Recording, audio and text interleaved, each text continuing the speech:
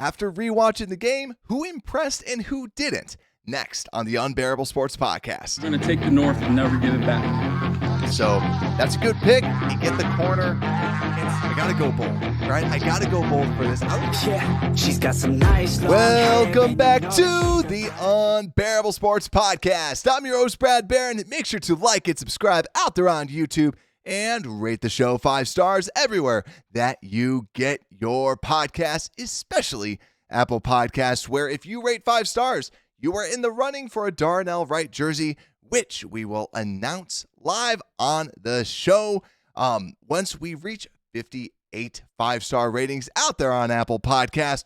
What's going on, everybody, though? I'm excited to break this down because we're not going to be highlighting the game, right? We're not going to be talking about all the ins and outs. Everybody's kind of talked about that.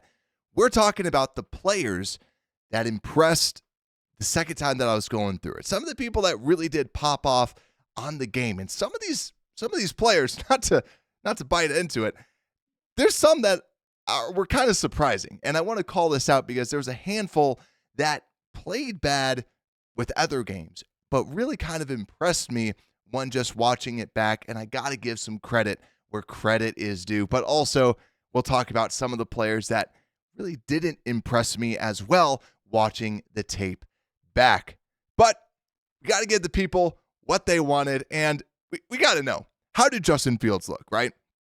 And I actually jotted down every single play and said good, bad, or just kind of like neutral ratings. And I got to say, how did I come away with Justin Fields? It looked good.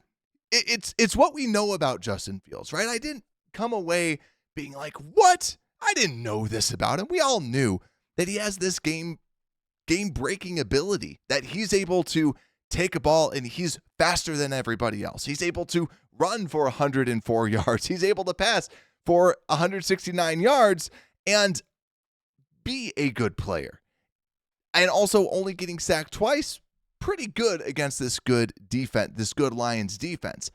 Now, watching Justin Fields back, there's some very good passes out there, right? Obviously, the deep bomb to DJ Moore, but also I came away really liking just the way he is able to go through some of these progressions. Now, we'll talk about the slowness a little bit later, but there was a handful of plays where I remember in the first drive, kind of going quick through the progressions. That guy's covered. That guy's covered.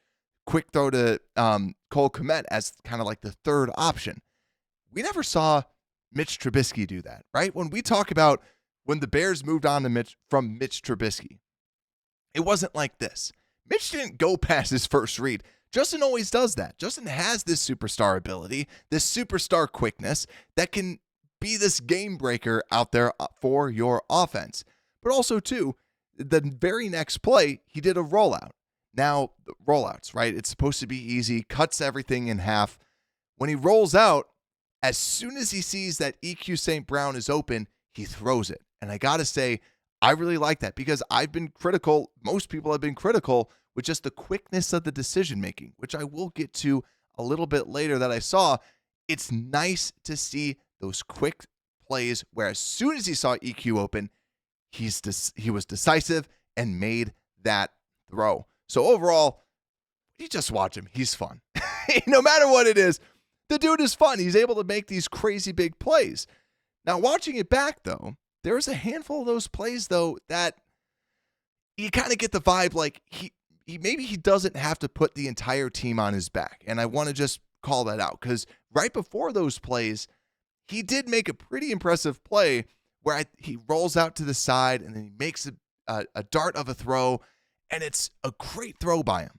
But he didn't have to make that throw because when you watch the play back, there's a player that was wide open that he was looking at, but he just kind of goes out because he feels that pressure, and rather than throwing it and standing in the pocket, he goes out, and it kind of makes it a little bit more complicated than he needs to. And I think the two big kind of building points that from watching his tape is kind of that pocket presence that I want to see a little bit more. There's another play where someone was bull rushing Darnell Wright, and Darnell Mooney wide open in the middle of the field for a first down in the red zone, and instead Justin tucks it down when he could have just, went up in the pocket, went left in the pocket, Could have just done a quick little shift. Instead, tucks it, runs it, still does not get the first down. So relying at that pocket presence is something that I definitely do want to watch. But another thing too is just throwing with anticipation was something that I just didn't. I saw on some, but he can definitely get better. There's a deep ball to DJ Moore. For those that remember, it was in the left corner of the kind of close to the end zone. With that play, I saw what he saw, right? DJ Moore was open, but he was waiting for him to make his cut. He makes the cut. DJ Moore's going, and he's just a little late on that. You would like to see that ball out a little bit quicker, anticipating where DJ Moore would end up being, or as soon as he does make that, as soon as he stops, you kind of throw it to a spot, because if you did that, you let DJ Moore adjust to it, make the play. That's a completion. He waited a little bit too long to make that throw, and instead it gets defended by the defender. And also, if he did see that guy coming, Darnell Mooney was also open just to the right of that. So a little critiques, but overall, right? If you can do some of those fine tuning, right? We talk about what do we need to see? What are the Bears looking for? I guarantee you it's that. It's just those not putting too much on his plate and making things easier for himself, quite frankly, with some of those. But my God, you see the talent of this quarterback when you rewatch it. It's just, he is oozing talent, oozing all this stuff, and you just want to make sure that it's all together. And maybe a good offensive coordinator is able to unlock that out of him. Let me know what you think down below, because even though that I critiqued it, he's not a perfect player. I still came away impressed and really did like what Justin Fields put on tape. Just wanted to kind of throw some of the things that I just saw as building blocks for him. But let's move on, right? Let's move on to some of the other people that kind of popped on tape from the offensive side of the field. And also, let me know down below who popped for you, right? Was it just Justin Fields? Was it other players? Let me know, because this guy can always get the game ball. And I'm talking about DJ Moore. And I kind of don't want him to have a game ball, because he's the Khalil Mack, right? He's always the best player on the field on the offense. Justin Fields is very talented, but DJ Moore is just so darn consistent. He breaks tackles like crazy, and obviously got the touchdown. Perfect throw by Justin Fields. Perfect catch by DJ Moore. He's just so darn good. It's just so fun to watch, knowing that he's our wide receiver one of the future. It's just something that's exciting. So who actually gets the official game ball? Because DJ Moore, it's kind of like asterisk, like he's freaking DJ Moore. He's just insane. Someone who I was very impressed with, right? This doesn't necessarily mean who had the most yards, who had the most rushing yards, passing yards, and receiving yards, whatever it might be. This guy impressed me, averaging 5 yards a carry when all the other running backs averaged 2.2 and 2.3. This guy also was a very good block. We know this guy as a very good blocker. He was on 8 running. He had a block in the running game 8 times and looked impressive. I'm talking about Roshan Johnson. Roshan Johnson, I'm giving him a game ball, a kudos, someone who popped on tape, right? Maybe game ball isn't the proper way to say it, but just someone who really did impress me was Roshan Johnson. Obviously, he ran it well, but it's just what he's able to do when the Bears have this loaded backfield with Deonta Foreman, Khalil Herbert. Khalil Herbert, still not a good pass blocker. Roshan Johnson is. Roshan Johnson, good. He only had 2 pass blocking snaps. Both of those looked great, looked very good. But the run blocking, he can block, he can catch, he can really do it all. And I thought it was an impressive game for him when his role seemed to be the biggest one that could take a hit with Deonta Foreman playing so well.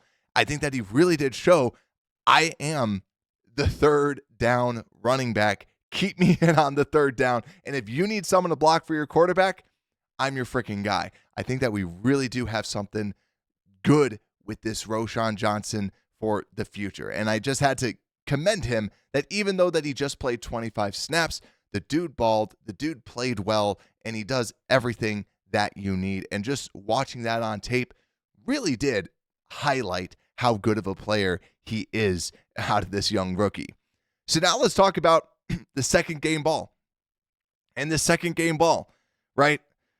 When I think about some of the players, Cole Kmet was Cole Kmet. Darnell Mooney had some spots, like I mentioned, that where he was open. But I wanted to give it to one of the offensive linemen.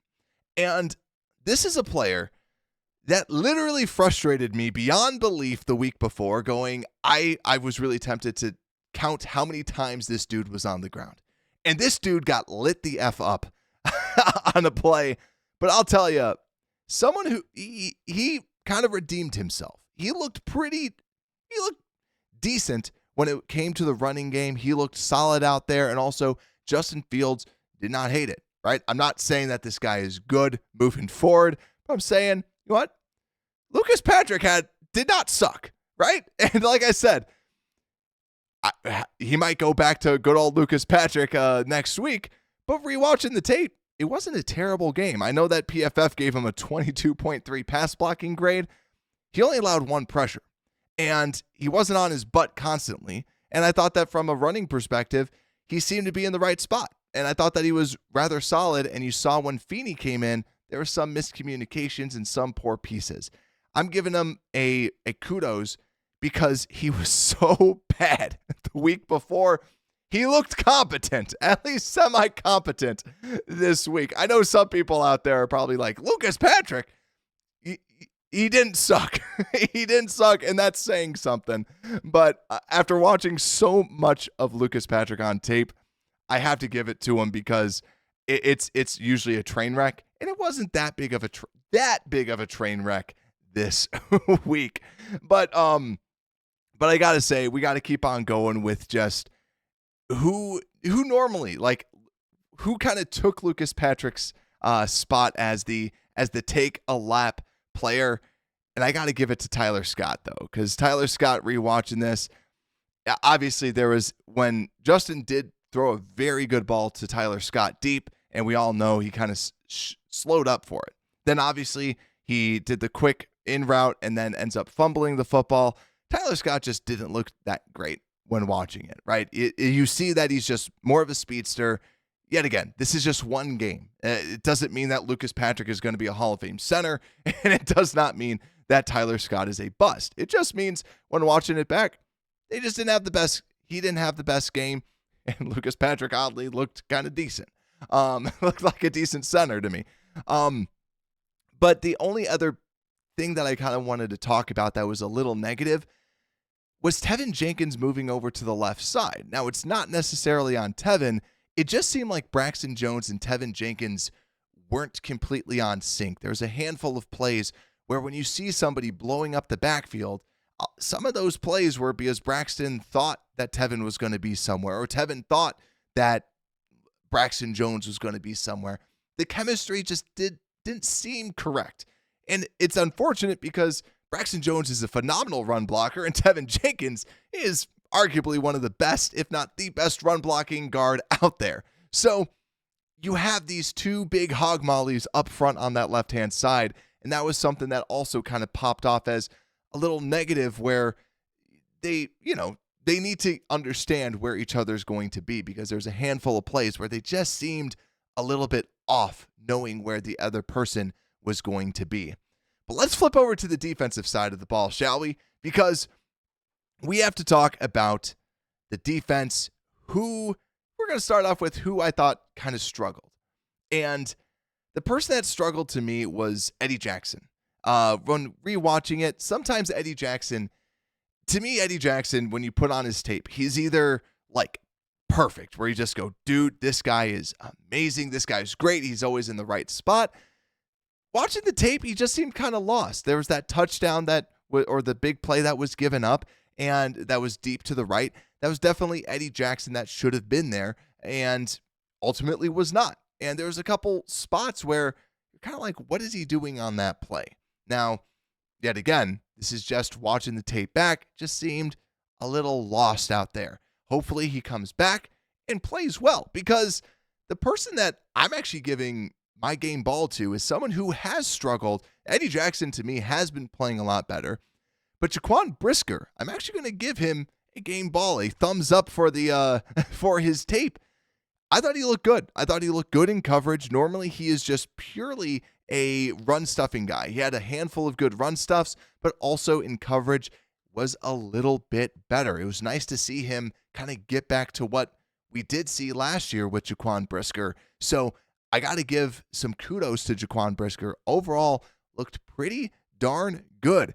Now, the defense did play well because this secondary, I was impressed. And I think that's why also Eddie Jackson kind of looked more like a low light, because Jalen Johnson did have a good game, but also I was going to give another kudos to Tyreek Stevenson. Tyreek Stevenson, very good game in coverage, and he has also been kind of up and down throughout this season. Obviously gets an interception, but Stevenson in coverage as a whole looked good as well, locking down his players. I don't have the exact coverage statistics in front of me, but I think PFF posted it, that very good in coverage against the Lions. The stats back it up. The tape backs it up. Good game for the young rookie. But so who's going to get my kudos? And I got to give it to someone who I've been critical of. This guy, watching the game live and rewatching it back, this guy was impressive. And I got to give it to Demarcus Walker. Like, no joke. Demarcus Walker had a very good game. I'm looking at the PFF stats. He was actually the highest graded according to PFF, and I 100% agree. He had an 83.4 grade, 73.9 run defense grade, 74.6 pass rush grade, and he just seemed to beat his guy in front of him. Whether it's on the run or in the pass, he did get by his player, and he looked good doing it. And I think that's what we want to see. He played with a little bit more of a fire than we've been accustomed to. So I thought he was someone that definitely did pop it. I'm trying to pull up this stat from PFF. They gave him a 30% pass rush win rate, which it's obviously very high, but it makes sense because I just saw him constantly whooping his guy in front of him in the passing downs. And you're talking about going against Decker, going against some of the best offensive linemen that are out there. And he really did play well. So I got to give some kudos to Demarcus Walker for having a very good game. Some other players too, though, because that wraps up about like the people that really did impress. But if I were to just kind of give some consolation prizes, Javon Dexter and Zach Pickens also had a very good game as well. I thought that they played well. They beat their guys. Zach Pickens continues to be, honestly, he might be the front runner for the Brent Urban Award on this show, where he kind of gets that 1 or 2 splash plays a game where he gets into the backfield, does a good play, which is what you want to see out of this player who plays as a backup, right? And he can come in and kind of make a splash play here and there. And I'm actually just going through the PFF grades right now. One I don't agree with. I actually liked Montez Sweat's game. It wasn't insane, but PFF gave him a 39.8. I disagree with that. I thought that Montez Sweat beat his guy a handful of times. I thought that he was in some of the right positions. I definitely don't think it deserved a sub 40 grade, to be real with you. I thought that he played a lot better. Eddie Jackson, 41.9, so the grade kind of backs up what I saw as well. But let me know who impressed you on this defense, because the Bears were good. It's just, we don't know how to win. We don't, as dumb as that sounds, we just don't know how to win, ladies and gents. Because, hey, you know what? For Thanksgiving coming up, I just hope that we can get a good coach out here, that we can get someone that can untap the potential of Justin Fields. Even though that this defense is playing well, we have to finish out games strong. Like I said, let me know who impressed you down below in the comments. I hope you appreciated this kind of just recap a couple days after the game, just breaking down some of these players that looked good. Did I miss someone? Let me know. And make sure to like and subscribe. And with that, Unbearable Sports Podcast, we are out.